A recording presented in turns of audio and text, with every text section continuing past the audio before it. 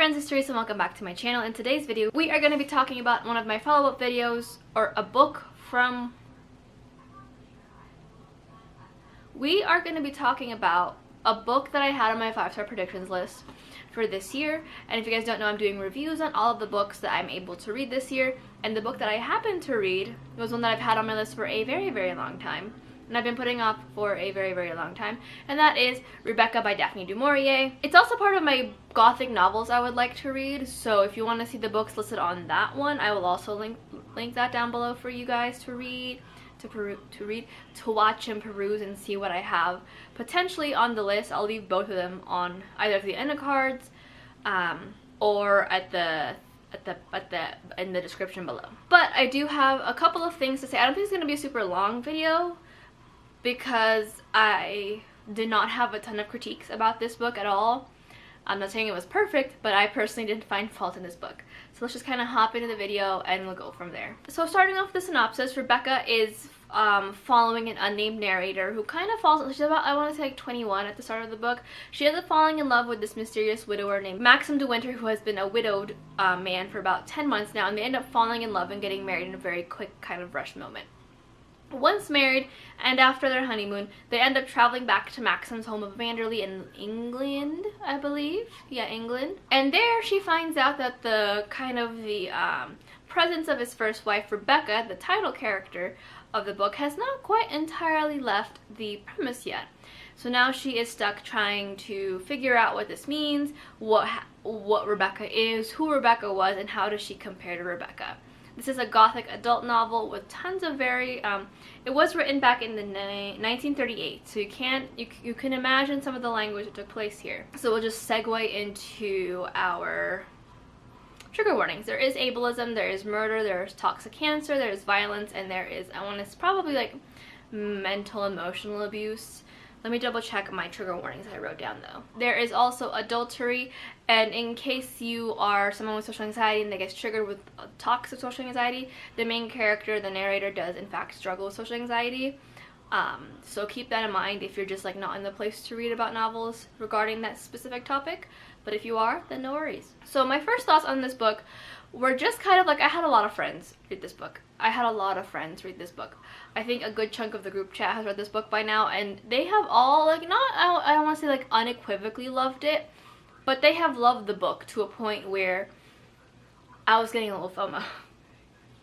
I have had plans to read Rebecca for a long time now, since my friends started popping up talking about how much they enjoyed the book, how much they loved the book, and how much Daphne du Maurier is now one of their favorite authors.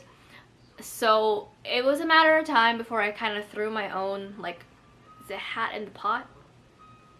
Coin in the purse? What's the saying? Before I put in my own 2 cents. I wasn't surprised. Like, obviously the group chat, if you guys have been new to this channel, I have my famous group chat, not famous, my group chat of friends that I have been with probably like a year or two into my booktube journey. But I'm not saying the group chat doesn't like a lot of the same books. We certainly have enjoyed a lot of the same books, a lot of the same series, but we don't always have the same resounding opinions about the books and the series, certainly. So I was excited to see where I fell in, and hopefully I fell in with the majority, which is that so far everyone who has read the book has really enjoyed the book. This is where I gotta kind of pull my notes out because I am forgetting. Okay, so first thing I'll talk about in this book is the writing. I definitely do think, what is that? I definitely do think the writing was a standout in this novel. Obviously, Daphne du Maurier is a classic novel author. She is up there. A lot of my friends have enjoyed a lot of her works, including this one. So obviously I was expecting very much elevator writing. It is also a gothic novel, so I was very much expecting the longer passages, the very tone-setting kind of situation, and it did not disappoint. Daphne du Maurier does a wonderful job of setting the scene for us. I think it definitely helps that we are in first person. We are following the narrator as she goes on this journey. And because of the writing, we get to see a lot of the things she's seeing, the feelings she's going through, the way that this house kind of creeps her out, and the way that she doesn't seem to really fit in, and she doesn't quite exactly know why. She's trying her hardest to be like the next best like lady of this manor, and is just trying not to stir up and create too many waves. She's just not in the mood for that. She is just here because she loves Maxim. And I do like that we get to see that. We get to see her personality really shine through. She's a very timid and shy girl who just deserves all the love and hugs in the world. Like, I think I lost track when I said how many times I wanted to hug this girl. She's a very sweet thing. I think that comes through the writing a lot. We get to see the tone being set. We get to picture Manderley through her eyes. And it's a very beautiful picture that's being painted. We get to see the characters through her eyes, and we get to see kind of her feelings on everything. And I think that the writing definitely helped with that, with the long passages, the very introverted thoughts. It really helped set the scene and set the tone for the novel of what exactly this was going to be. And the way she wrote the narrator too, I've already talked about this, but it's very much, you can sense the doubts that the narrator has of what's going on. Like, I definitely asked a few questions myself that I'm sure the narrator also probably thought but didn't put on the page. Like, is she still alive? Is she a ghost? Is she living in the walls? Is Rebecca trying to possess the narrator, and that's why the narrator is so unnamed? Like, is there a cult thing going on? They're trying to bring back Rebecca, and because they chose a girl with no family, who is very timid and very quick to try and please people, she just fit the bill, and we're like, we could put Rebecca in her and no one will know, because who's gonna miss her? She's an orphan, you know? No one really writes to her. She doesn't really talk to anyone. So it definitely like set the tone for a lot of the like guesswork that comes with a gothic novel and trying to figure out exactly what's going on. And it wasn't so much that the narrator was unreliable, but this girl doubted herself a lot because of her own anxiety, that my own anxiety had me doubting what was going on in the book. Like, I was just wondering, like, is she like hallucinating these things? What's going on? And it was just one of those things where I was like, okay, writing, well done. Well done. Moving on to the characters, I will say there's only really two characters that matter in this novel.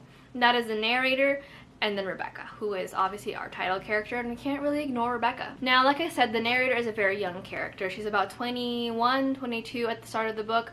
I think this only takes place in the span of like 6 months or so, so she's not even aged a full year into this situation by the time the book ends. She's very naive, she's very anxious, she's very quick to try and please people, and is very much worried about how she appears to other people. And it's very relatable, you know, she's coming into her own. She never really had family that she could really relate to, or people that she like could go to with the questions that she had and the concerns that she had. And you can see that she's trying to make friends. Like, you see the moments where she's just fully relaxed and just tries to enjoy herself, where she kind of comes out of her shell a bit more and lets the anxiety kind of loosen a little bit and just lets herself be. But she's just such a sweet character, and I wanted to protect her this entire novel. There were so many points, like, obviously I get it. Maxim is like in his 40s and she's in his 20s. He very well could be her dad, should he have like a child when he was 20. However, we didn't need to point it out that often. Maxim, for whatever reason, kept pointing out how, like, oh, I could be your father, oh, you sweet child, oh, my darling child. And I was just sitting here like, you have kissed this girl. You have more than likely seen this woman naked in your marital bed. Why are you still referring to her as a child? More importantly, why are you referring to her as my child?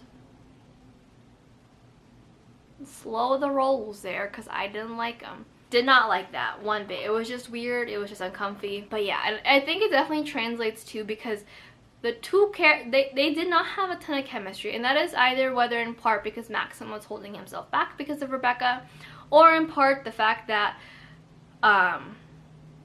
she felt this chasm and like exacerbated the chasm because of her anxiety. But she's a precious being, and I loved her, and I loved her kind of getting spunky toward the end and just like realizing, like, you know what, screw it. What I have learned about this person makes me realize that she does not matter anymore. I can be who I want to be, and I don't have to worry about living up to an image of a horrible person. Which transitions me into my thoughts on Rebecca. Now, obviously, Rebecca is painted in the entire novel to be this paradigm of like a perfect woman. She knew how to throw parties, she loved Maxim a lot, and like no one has a single bad word to say about Rebecca except Maxim when we hit like the last 80% of the novel. The entire twist that happened with Rebecca's character, like, it shocked me, but it made sense.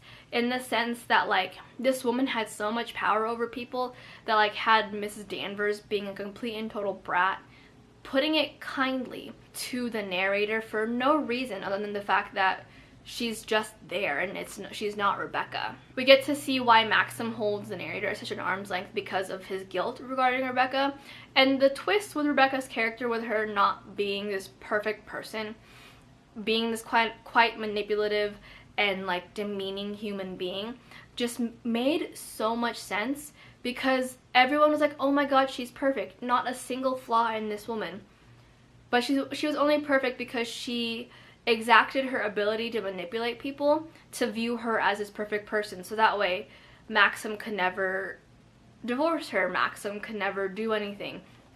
And even in her death, people will be like, oh my god, Rebecca was so perfect, and Maxim will always have to live in the shadow that his ex-wife, who ruined his life and made his life a living hell, was perfect in everyone else's eyes. And that's exactly what Rebecca wanted, was for her to have power over Maxim throughout his entire life, no matter what, and he could do nothing about it. Moving on to the themes of this book, because I can't talk about a classic gothic novel without the themes, obviously.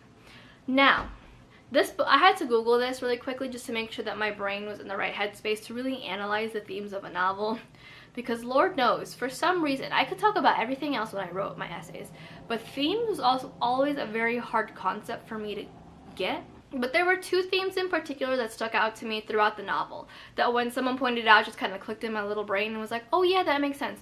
And one of them is power. I talked about it briefly with Rebecca. Rebecca was very much drunk on the power that she had over people. She knew she was a manipulative person. She lorded the power that she had over Maxim because she was so good at manipulating the people around him.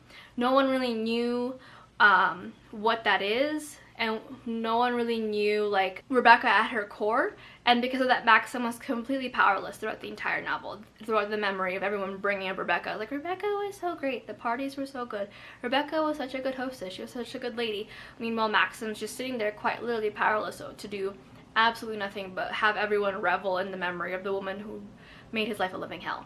And in contrast to that, powerlessness is also another major theme in there, primarily with, like, the narrator and, again, Maxim being powerless against his wife even in death, and Rebecca being powerless to this ghost of a woman.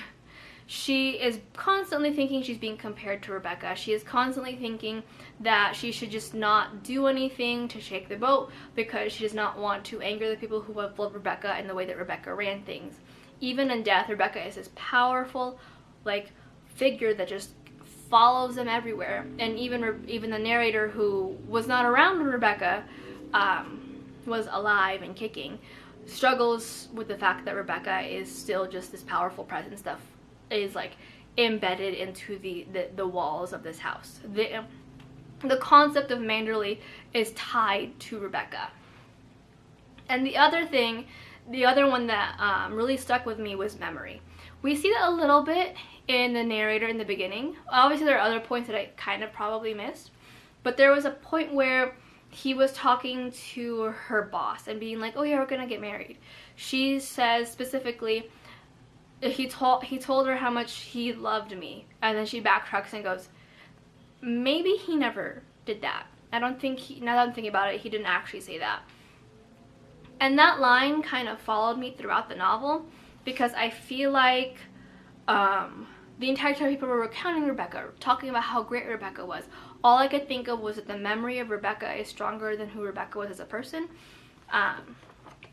And because of that, I felt like Rebecca, like, I started wondering how many things people are misremembering about Rebecca simply because they had such a good memory tied to her that now nothing else about her could be tarnished because this one thing was good. She was a good host, and that was all everyone remembered. She was the life of the party, and that was all everyone remembered. But people were forgetting the bits where she was not being the most kind person to the people around her, where she was being very manipulative and was trying to seduce the men whom were married and whom had faithful relationships and whom were very much visibly uncomfortable with the actions she was putting. But everyone remembered her to be this perfect person. And it's just like, I think it goes to show, like, the inaccuracy of memory and how we, like, what's the word I'm looking for? Fill in the gaps for someone when they've passed, because we don't want to look at the ugly things that they left behind or the ugly things they did to people simply because they passed. Does that make sense? I think it makes sense. Moving on to the last two things, which is pacing and plot. Obviously, it's a gothic novel. It's like medium-sized print, but it's still like about 400 and so pages of things. It's a gothic novel. It's going to be wordy, it's going to be lengthy, it's going to be slow. The whole point of it is just that the tone, the creepiness, the shadows forming behind the character. She walks down the hallway. So the pacing made sense for it to be short. I don't think I would have enjoyed this book quite as much as I did had the pacing been faster, because we had to learn so much about Rebecca only to lose all that we've learned about Rebecca in like the 20% that we had left once the twist actually does happen and we learn about who Rebecca actually was as a human and not as a concept that everyone adores. I thought the plot was great. Obviously, it's like a mystery of trying to put together this person whom you've never met and just having these bits and pieces to compare to and seeing how you'll match up to it. Obviously, it's not a gothic novel in the sense that it's creepy and it's crawly and there are shadows crawling over the main character as she's walking, but there is a huge shadow, a huge presence that kind of attaches itself onto the house, and that is Rebecca. And I think that's the most gothic thing of all. Like, she doesn't haunt them specifically in like a literal sense, but she haunts them in a metaphysical sense, and somehow that makes it all the more better. And moving on to my overall thoughts and rating, I gave this a 5 out of 5 stars. Obviously, it's going to be a new favorite novel of mine, and oh my goodness, it's a classic gothic novel that I love dearly, and it's not Dorian Gray. So clearly we're making progress here. But prepare to see this book being hauled a few times with different covers, because I think this is my new favorite, and I cannot wait to re-enter the world whenever I get the chance to reread this again. But yeah, I highly recommend it if you are interested. I think this novel is definitely a little bit more approachable in terms of like classical gothic literature. Obviously there's like other gothic literature that's a little chunkier and a little more daunting, but I think this one works because it's not as it leans into the gothic tropes, but it doesn't do the whole tidbit of like, oh, things are following you around, or is this like an actual threat, is this like a physical. I think this is a good beginner. I say this is like 420 pages long. But I think it would be a good introduction to gothic literature if you're still kind of trying to figure out how to, like, if you enjoy the genre, because I think gothic literature definitely can either be super heavy-handed or not heavy-handed enough, and I think this one sits right in the sweet spot where you can enjoy it as a new person to the genre. Highly, highly recommend it. But that is it for my thoughts on Rebecca. A short video, like I said, mainly because I didn't have a lot to rant about because it's such a good book. If you guys want to hear more thoughts about Rebecca or you want to discuss Rebecca in the comments down below, let me know in the comments, obviously. But until next time, hit like, subscribe, and comment, and I'll talk to you guys in my next video. Bye!